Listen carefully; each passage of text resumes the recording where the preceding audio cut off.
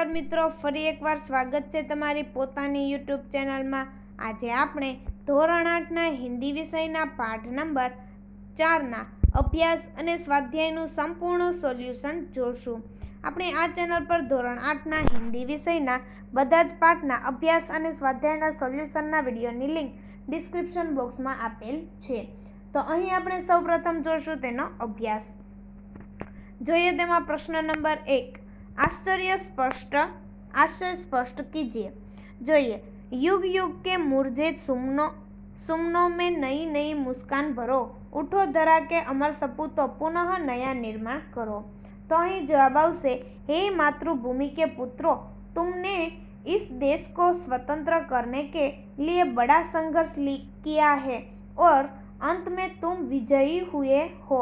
सचमुच तुम भारत माता के सपूत हो, लेकिन अभी तुम्हें बहुत कुछ करना है। युग युग के पराधीनता में रहते रहते यहाँ के देशवासियों के हृदयों में निराशा भर गई है। तुम्हें इस निराशा को दूर कर इन्हें आशा बांधनी है। पराधीनता के दरमियान यहाँ जो बर्बादी हुई है उसे दूर कर हर क्षेत्र में नया निर्माण करना है। त्यार पछी आगळ जो प्रश्न नंबर 2, कवि के देश के सपूतों को क्या संदेश दिया है। तो जवाब आवશે, कवि देश के सपूतों से कहते हैं कि देश स्वतंत्र हो चुका है, अब तुम्हें देश का नव निर्माण करना है। स्वतंत्रता का लाभ जन जन तक पहुंचना है। देशवासी तुमसे बड़ी बड़ी आशाएं रखते हैं, तुम्हें इन्हें निराशा नहीं करना है। तुम्हें लोगों में नई प्राण फूंकने हैं। विकास के नए रास्ते खोज कर तुम्हें देश का पिछड़ापन दूर करना है। इस प्रकार कवि ने देश के सपूतों को संदेश दिया है कि वे देश को एक नए युग में ले जाए। त्यार पछी आगळ जोईए प्रश्न नंबर 3, हमारी राष्ट्रीय संपत्ति कौन कौन सी है, उसकी सुरक्षा के लिए आप क्या क्या कर सकते हैं। तो जवाब आवશે, रेलगाड़ियाँ, रेलवे स्टेशन, राष्ट्रीय राजमार्ग, नदियाँ, अभयारण्य, पुरातत्व संबंधी संपत्ति आदि हमारी राष्ट्रीय संपत्ति है। राष्ट्रीय संपत्ति की सुरक्षा हमारा कर्तव्य है। हम रेल संपत्ति को नुकसान नहीं पहुंचने देंगे। राजमार्गों की मरम्मत के लिए सरकार को पत्र लिखेंगे। हम लोगों को पानी का महत्व समझाकर उसका अपव्यय रोकेंगे। सरकार द्वारा संरक्षित इमारतों को नुकसान पहुंचते देखकर हम पुरातत्व विभाग को सूचित करेंगे। अभयारण्यों में रक्षित पशुओं का शिकार होते देखकर हम उससे संबंधित अधिकारियों का सावधान करेंगे। त्यार पछी आपणे तेजू जोशुं स्वाध्याय, जेमां प्रश्न नंबर 1, निम्नलिखित प्रश्नों के उत्तर लिखिए। जोए नंबर 1, कवि माहेश्वरी जी धरा के अमर सपूतों से क्या चाहते हैं। तो जवाब आवશે, सदियों की गुलामी के बाद हमारे देश को स्वतंत्रता मिली है। कवि चाहते हैं कि देश के युवक स्वतंत्रता के बाद देश का नव निर्माण करें। वे लोगों के जीवन में नया उत्साह भरे, उनमें नए प्राणों का संचार करें। युग युग के मुरझाए हुए फूलों को नई मुस्कान दे। अपनी मंगलमय वाणी के संसार रूपी उद्यान को गुंजित करे। वे तरह तरह का ज्ञान प्राप्त कर देश का भविष्य उज्जवल बनाए। इस प्रकार कवि माहेश्वरी जी धरा के सपूतों से अनेक अपेक्षाएं रखते हैं।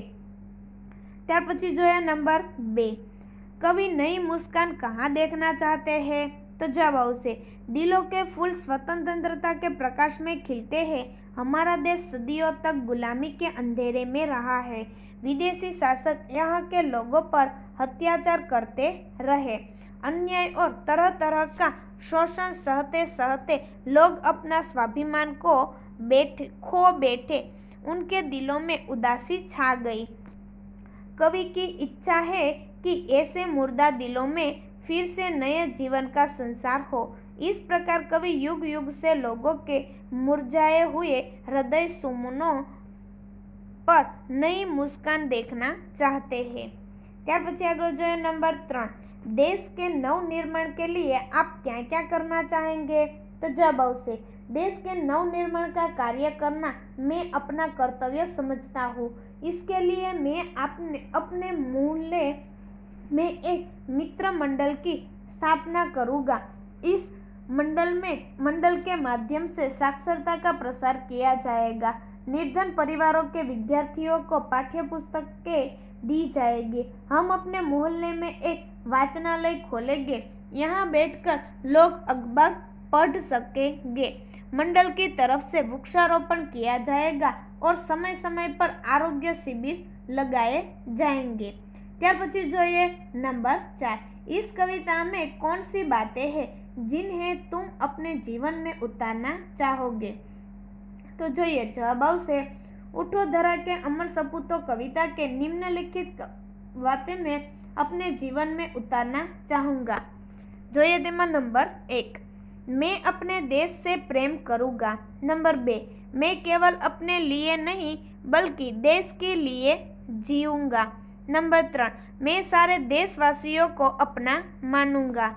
नंबर 4, मैं खूब मन लगाकर पढ़ूंगा। पढ़ लिख कर अपने ज्ञान का उपयोग देश की सेवा में करूँगा।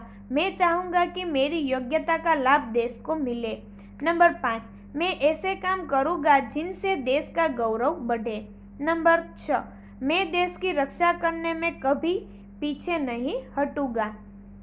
त्यार पछी जोईए प्रश्न नंबर 2, दिए गए काव्य को पढ़कर प्रश्नों के उत्तर दीजिए। અહીં જે કાવ્ય આપેલું છે તે વાંચી નીચે આપેલા પ્રશ્નોના જવાબ લખવાના છે। જો જોઈએ આપણે તે પ્રશ્નોના જવાબ। નંબર 1, हिमालय हमें क्या संदेश देता है? तो जवाब आवशे हिमालय हमें यह संदेश देता है कि हम अपने निश्चित मार्ग पर डटे रहे। यदि हम अपने प्राण और पंथ पर टिके रहेंगे तो हमारी सभी इच्छाएं पूरी हो जाएंगी, यहाँ तक कि हम असंभव को भी संभव कर सकेंगे। त्यार पछी जोईए नंबर 2, मुसीबत आने पर हमें क्या करना चाहिए? तो जवाब आवशे मुसीबत आने पर हमें उससे भयभीत नहीं होना चाहिए। इससे घबराकर अपना प्राण और पंथ नहीं छोड़ना चाहिए। त्यार पछी नंबर 3, कवि ने हिमालय को सबसे बड़ा क्यों कहा है? तो जवाब आवशे हिमालय ने सभी बाधाओं का डटकर मुकाबला किया। वह हर कठिनाई से लड़ा। वह कभी अपने पथ से डिगा नहीं। इसीलिए कवि ने हिमालय को सबसे बड़ा कहा है। त्यार पछी जोईए नंबर 4, इस काव्य का भावार्थ लिखिए। तो जवाब आवे जीवन में उन्हें अनेक बाधाएं और कठिनाइयाँ आती है। हमें निडरता से उनका सामना करना चाहिए। जो मुसीबतों से बिना घबराए अपने प्राण और पंथ पर अटक रहते हैं वे असंभव को भी संभव कर दिखाते हैं। नंबर 5, इस काव्य को योग्य शीर्षक दीजिए। तो जवाब आवशे योग्य शीर्षक हिमालय का संदेश। त्यार पछी जोईए प्रश्न नंबर 3, चित्र के आधार पर कविता लिखिए जिसमें निम्नलिखित शब्दों का उपयोग हुआ हो। जोईए અહીં આપણને શબ્દો આપેલા છે फूल, तितली, बादल, वृक्ष और बारिश। तो जोईए धीरे धीरे बादल बरसे, फुलवारी में फूल खिले हैं, फिर तितली के पंख खुले हैं, वृक्षों ने नव जीवन पाया, बारिश ने है रंग जमाया, कोई न अब पानी को तरसे, धीरे धीरे बादल बरसे। त्यार पछी जो प्रश्न नंबर 4, अपूर्ण काव्य को पूर्ण कीजिए। माँ खादी की चद्दर दे दो, मैं गांधी बन जाऊँ। त्यार पछी आपणे काव्य आगळ जोईए। तो घड़ी कमर में लटका लूँ, आँखों को चश्मा पहना दूँ, माँ छोटी सी लाठी दे दो, ठक ठक करता जाऊँगा। आ विडियोनी लिंक तमे तमारा मित्रों अने दोस्तोने जरूरथी शेर करजो। फरी मळीशुं आपणे पाठ नंबर 5 ना संपूर्ण सोल्यूशन साथे।